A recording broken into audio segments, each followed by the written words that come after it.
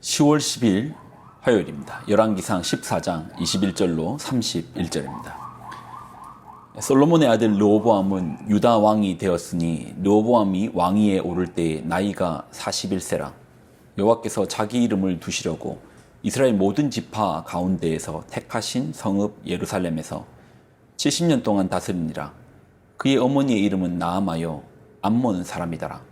유다가 여호와 보시기에 악을 행하되 그의 조상들이 행한 모든 일보다 뛰어나게 하여 그 범한 죄로 여호와를 노엽게 하였으니 이는 그들도 산 위에서와 모든 푸른 나무 아래에 산당과 우상과 아세라상을 세웠음이라. 그 땅에 또 남색하는 자가 있었고 여호와께서 이스라엘 자손 앞에서 쫓아내신 국민의 모든 가증한 일을 무리가 본받아 행하였더라. 르호보암 왕 제5년에 애굽의 왕 시삭이 올라와서 예루살렘을 치고 여호와의 성전의 보물과 왕궁의 보물을 모두 빼앗고 또 솔로몬이 만든 금 방패를 다 빼앗은지라. 르호보암 왕이 그 대신 노수로 방패를 만들어 왕궁문을 지키는 시위대 대장의 손에 맡김에 왕이 여호와의 성전에 들어갈 때마다 시위하는 자가 그 방패를 들고 갔다가 시위소로 도로 가져갔더라. 르호보암의 남은 사적과 그가 행한 모든 일은 유다 왕 역대지략에 기록되지 아니하였느냐. 르호보암과 여로보암 사이에 항상 전쟁이 있으니라. 르호보암이 그의 조상들과 함께 자니 그의 조상들과 함께 다윗성에 장사되니라. 그의 어머니의 이름은 나아마요 암몬 사람이더라. 그의 아들 아비암이 대신하여 왕이 되니라. 아멘. 기도하겠습니다. 하나님 주시는 말씀의 지혜로 이 땅을 우리가 지혜 없는 자처럼 살지 않게 하여 주옵소서. 영광을 드립니다. 예수님의 이름으로 기도드립나이다. 아멘. 솔로몬의 아들 르호보암의 일대기입니다. 먼저 이제 열왕기가 진행되는 방식이요. 역대 상하는 남왕국, 북왕국의 기록이 그러니까 역대 상하는 남왕국의 기록만 남겨 있고요.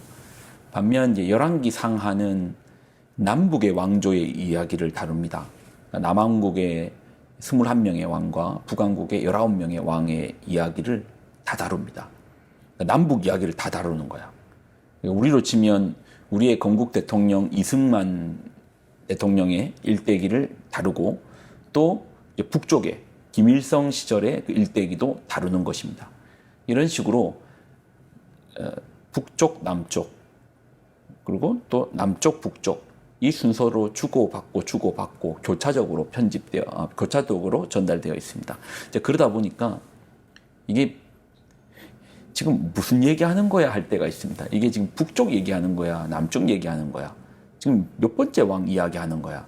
그래서 이제 아침마다 제가 나눌 때 몇 번째에 누구 왕인가에 대해서 이제 그렇게 좀 설명을 하고 넘어가겠습니다. 자, 르호보암 시대 때 나라가 나뉘거든요. 이유가 백성들이 너무 무리하게 부담 주지 말라고. 우리 당신 아버지 솔로몬 시대 때 너무 힘들었다고. 그런데 르호보암은 젊은 친구들의 말만 듣고 더 강력하게 압박할 거라고. 오히려 백성들에게 건방지게 어디 왕한테 이런 부탁을 해. 난 더 심하게 할 거야. 나 더 너희 골수까지 쏙쏙 뽑아 먹을 거야. 라고 오히려 겁박을 합니다. 그러니 이스라엘 백성들이 너무 지쳐버린 거예요. 쥐도 코너에 몰면 문다고 하잖아요. 남왕국 유다는 르호보암이, 북왕국 이스라엘은 여로보암으로 이렇게 쪼개집니다. 나라가 쪼개지는 거예요. 오늘 본문은 그 쪼개짐에 일조했던 르호보암의 일대기인데요. 17년의 통치를 했거든요. 우리가 이제 조선의 역사를 보면은 참 여러 이야기들이 있잖아요. 그리고 뭐 요즘 뭐 사극으로도 나오고 드라마로도 나오고 막 그렇게 나오잖아요. 그 이야기들이 얼마나 많겠습니까? 그런데 하나님 보실 때는 뭐만 보시는지 좀 보십시오. 자, 22절과 24절. 유다가 여호와 보시기에 악을 행하되 그의 조상들이 행한 모든 일보다 뛰어나게 하여. 아니 뛰어나게 했는데 악한 일을 더 뛰어나게 하는 거예요. 그 범한 죄로 여호와를 노엽게 하였으니. 하여튼 유다가 잘하는 게 하나님 성질도 없는 거는 더 잘하는 거예요. 이는 그들도 산 위에서 모든 푸른 나무 아래에 산당과 우상과 아세라상을 세웠습니다. 우상 숭배를 합니다. 그것뿐만 아닙니다. 그 땅에 또 남색하는 자가 있었고 여호와께서 이스라엘 자손 앞에서 쫓아내신 국민의 모든 가증한 일을 무리가 본받아 행하더라. 그러니까 본받을 게 없어서 하나님께서 애써 쫓아내신 그들의 악한 것만 쫓아가지고 하는 거예요. 희한하죠. 악한 거는 습득이 쉽게 됩니다. 이미 쫓아냈는데도 어떻게 하든지 그 악한 거를 본받아가지고 쫓아합니다. 왜요? 악한 건 우리의 욕망과 연결되어 있거든요. 자극적이고 욕망적이고 우리 욕망을 부추길 수 있는 것들이 이 악한 것하고 연결되어 있잖아요. 그러니까 안 가르쳐도 그걸 배운다니까요. 애들한테 욕 안 가르쳤다니까요. 근데 어느새 욕한다니까요. 우리는 악에게 넘어지기가 더 쉽습니다.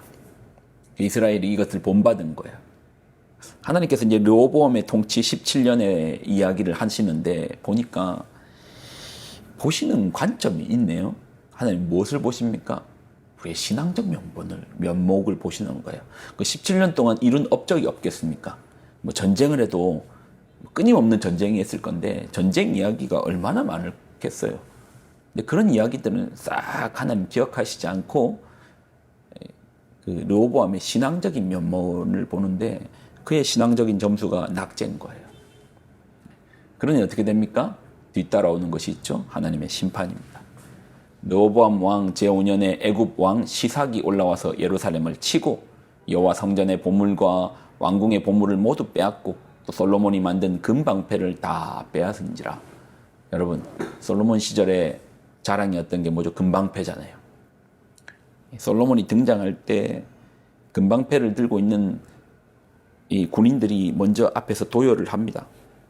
그러면 거기에 햇빛이 비치면 반짝반짝 빛날 거예요. 그리고 솔로몬은 금으로 된 보좌에 앉아가지고 금방패의 호위를 둘러싸고 이렇게 전진하면 사람들이 우와 저게 사람이야 신이야 그렇게 화려하게 했던 그 금 어떻게 됩니까? 그 아들 때 뺏겨버려요. 아들 때 뺏겨버린다니까요. 여러분 금의 영광, 물질의 영광 한 세대도 못 버티고 빼앗깁니다. 그래서 저도 이제 부모된 입장이고 여러분 중에서 부모된 입장이 있을 것이고 또 여러분도 누군가의 자녀이지 않겠습니까? 우리가 이제 계속 이제 금의 영광을 너무 크게 생각해요. 돈. 예전에 제가 선교사로 있을 때 대학생들이 오는데 한 번은 남학생들만 오고 한 번은 여학생들만 오고 이렇게 번갈아 오는 경우가 있었거든요. 그때 이제 자매들만 오는 경우가 있었는데 뭐 이런저런 얘기하다가 이제 결혼 이야기가 나왔는데 자매들이 하는 말이 자기 어머니가 딸을 딱 앉혀놓고 신신당부를 하더랍니다. 이게 뭘 신신당부하냐? 어떤 남자를 만날 것인가에 대해서 신신당부를 하는데 여러분은 자녀에게 어떤 남자를 만나라고 가르치시겠습니까? 그러니까 뭐 적어도 이제 이런 사람은 절대 만나면 안 돼 하는 그런 리스트가 있잖아요. 너무 게으르거나 가정을 돌보지 않는다든가 폭력적이다든가 이런 부분에 대해서 경계하겠죠. 근데 이제 그 딸들이 어머니한테 들은 신신당부가 이거래요. 딸아, 절대 가난한 남자는 만나지 마라. 그렇게 신신당부를 하더래요. 그러니까 가난한 남자를 만나는 건 내가 절대 용납 못한다. 무조건 말릴 것이다. 그러니까 우리가 이제 금의 영광을 되게 크게 보네요. 근데 보십시오. 역사를 통해서 증명되지 않습니까? 솔로몬 시대 때야 그 금 방패 가지고 잘 우려 먹었겠죠. 지나갈 때 반짝반짝하고 사람들이 박수 쳐지고 대단하다. 야, 우리 솔로몬 왕 멋지다. 그런데 보십시오. 한 세대도 못 가서 빼앗깁니다. 오히려 그 금 있으니까 이웃 나라가 그것 호시탐탐 빼앗으려고 접근하지 않겠어요. 조금만 나라가 휘청하니까 애굽이 와가지고 싹 다 뺏어가지 않습니까? 오히려 그것이 전쟁에 또 화근이 되네요. 여러분, 하나님의 영광을 우리가 구해야죠. 자녀들에게 신앙을 가르쳐야죠. 뭐 이 땅에서 성공하는 거 중요하죠. 누가 성공하지 말라고 합니까? 저도 제 아이들 성공했으면 좋겠습니다. 잘 됐으면 좋겠어요. 그런데 하나님 모르고 사는 인생, 이게 꼭 제가 목사라서 그런 것 같지는 않아요. 이거 빼고 저거 빼고 해도 결국 가장 중요한 것이 남는다면 그게 신앙 아닌가요? 영생의 길로 나아가고 우리가 영벌을 피할 수 있는 신앙. 또 이 신앙이 내세에만 필요한 게 아니고 이 땅에서도 신앙을 가지고 그 바른 기준으로 산다는 것이 그 참된 복 아닙니까? 그리고 기준도 되지만 또 신앙이 우리의 또 버팀목이 되잖아요. 인생 살다 보면 생각지도 않게 깊은 수렁에 빠질 때도 있잖아요. 그게 뭐 누가 빠지고 싶겠어요. 빠지기 싫은데도 어느 때 눈 떠보니까 거기 와 있는 거예요. 내가 어쩌다가 여기 이 늪지대에 빠져 있는지 빠져 있을 때 있잖아요. 그럴 때 뭐로 이겨낼 겁니까?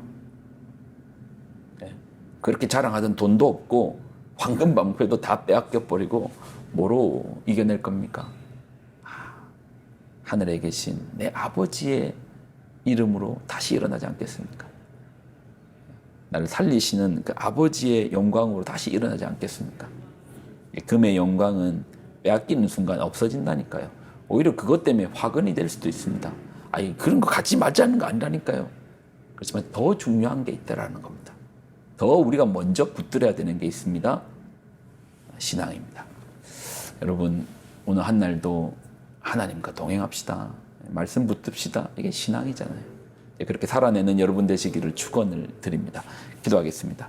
하나님 주시는 말씀을 붙듭니다. 우리로 말씀 위에 굳게 서서 이 땅을 살아갈 때 있어서 하나님을 방패 삼아 살게 하여 주옵소서. 황금 방패 말고 참된 하나님을 우리의 산성이요 귀할 바위로 붙들고 살아내는 우리가 되게 하여 주옵소서. 영광을 드립니다. 예수님의 이름으로 기도드립나이다. 아멘.